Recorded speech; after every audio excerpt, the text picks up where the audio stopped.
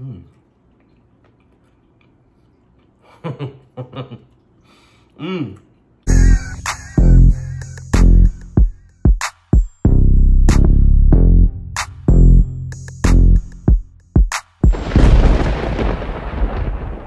Welcome back to another episode of Big Shticks, guys. Today I'll be cooking, and I'll be cooking on the POWER XL Smokeless Grill. Now this is gonna be a first for me. I am going to attempt to make a Vietnamese sandwich, otherwise known as a banh mi.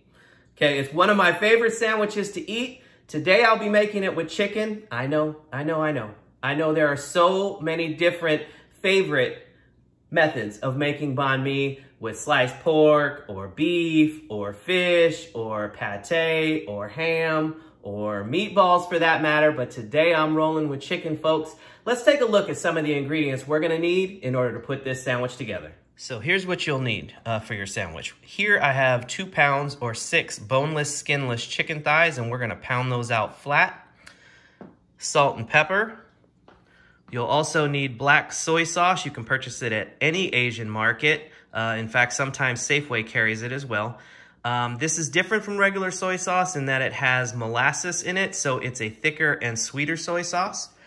You're gonna need cilantro, portions of a yellow onion, so we're just gonna slice that thin, jalapeño, 5 cloves of garlic, and 1 clove of shallot, and we're gonna mince that down finely.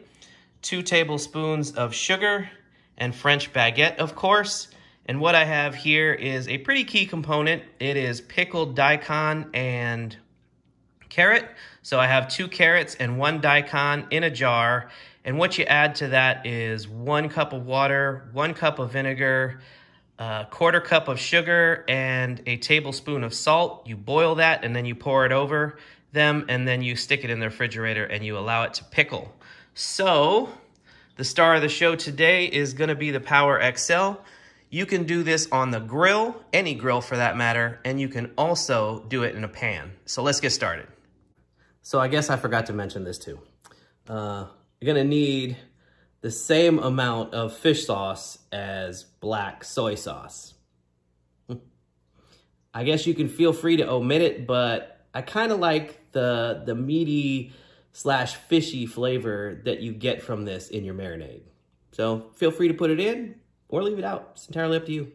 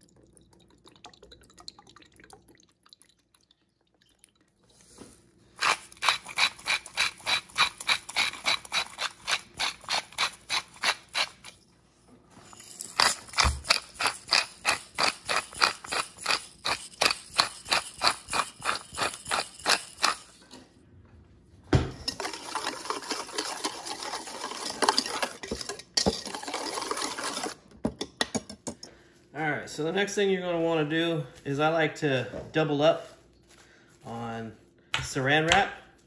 We're going to take the chicken, we're going to place it on here, and we are going to smash it with a pot, something with a little weight. And for me, that's a little saucepan. So, you know, we might actually be able to get away with doing 2 at a time here. So we're just going to lay them out flat. We'll cover it up.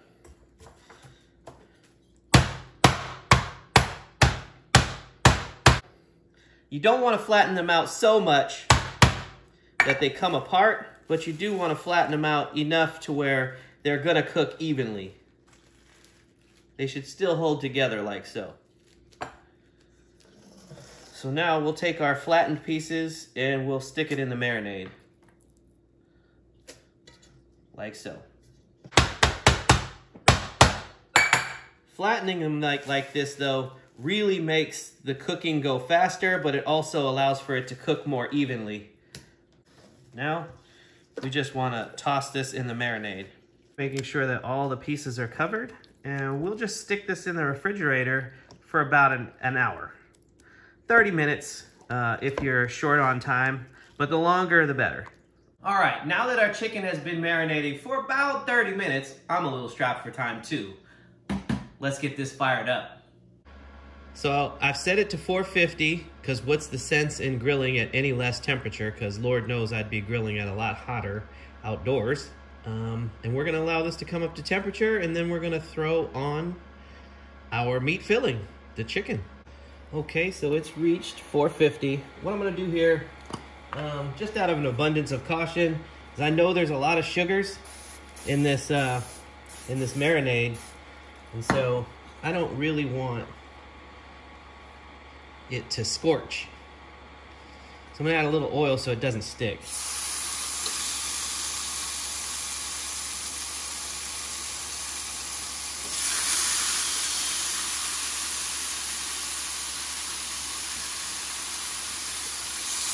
Man, that smells good.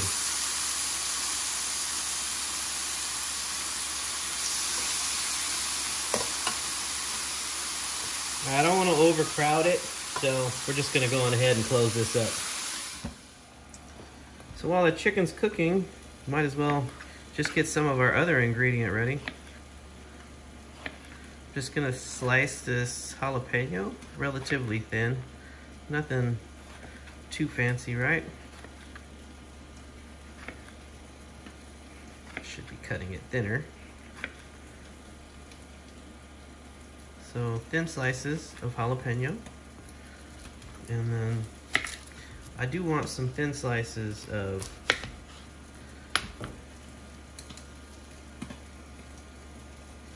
onion. So we just husk it.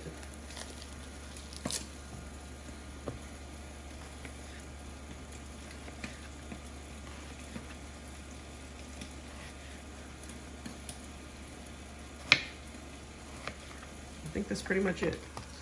All right, let's get these flipped. That looks decent. That looks real good. Let's just let that keep cooking. Let's start preparing our bread, because this is gonna be pretty momentary until the meat is done. I'm just gonna take these little Frenchettes, if you will. I think that's what they're called. I'm just gonna split them open here. And I know I didn't put this in the ingredients section, but you can feel free to omit the mayonnaise. I know some people don't like it. I do, so just gonna spread a little mayo on there. Probably do both sides. Yeah, that looks good enough for me. All right, our chicken has been on here for a total of probably about 6 to 7 minutes. Let's get them off.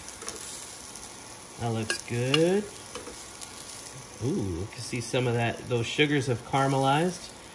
That's what we're looking for to give us some of that charred flavor. Since we aren't working with an outdoor grill.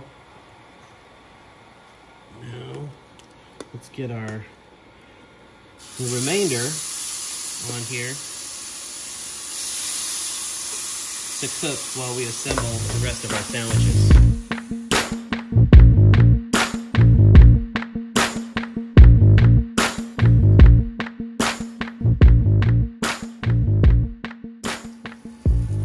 Okay, it's been about 6-7 minutes in total for these. Let's get these off. Yeah, that looks good. That looks good too. Let's take some of this chicken. I'm gonna cut it up a little bit. Just so, I think it's gonna make it easier to eat with it in chunks than it would be in whole pieces.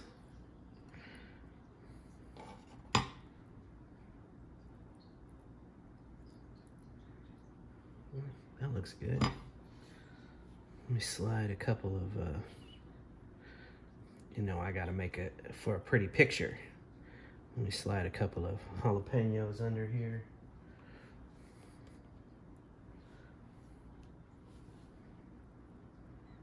So about 4 jalapeno slices.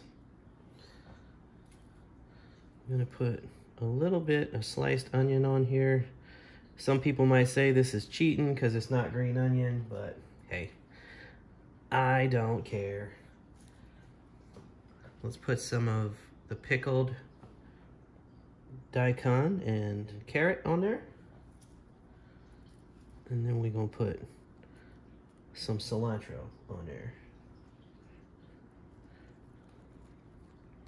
Gotta make this look pretty.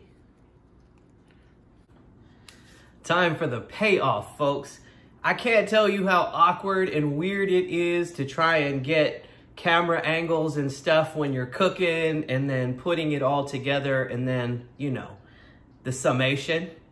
I'm not accustomed, nor should anyone else be at home taking pictures of their food or thinking about taking one for a thumbnail, but here we go. Looks good to me. Let's see if it all comes together.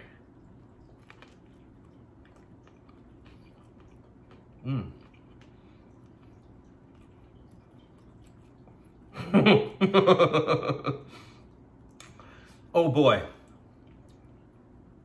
My wife is gonna be so proud of me because this kind of hits all the flavor notes that I was looking for right on the head. And I feel like I kind of knocked this one out of the park.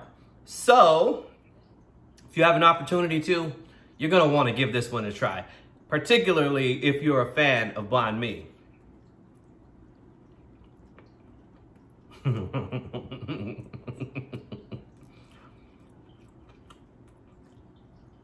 Boy, it doesn't get much better than this, folks.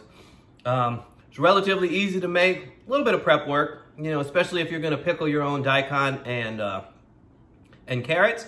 And, you know, if you're not a fan of, you know, matchsticking or julienning carrots or daikon or any hard vegetables for that matter, and get yourself one of these, a little julienne peeler. That thing will save you a ton of time. Oh boy. Oh boy.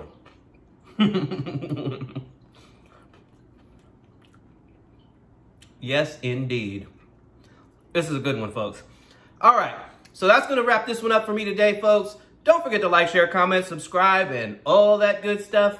And until next time, guys, from my kitchen to yours, Big Shticks out. Here's a toast for my girl. You're the chaser till my crown royal.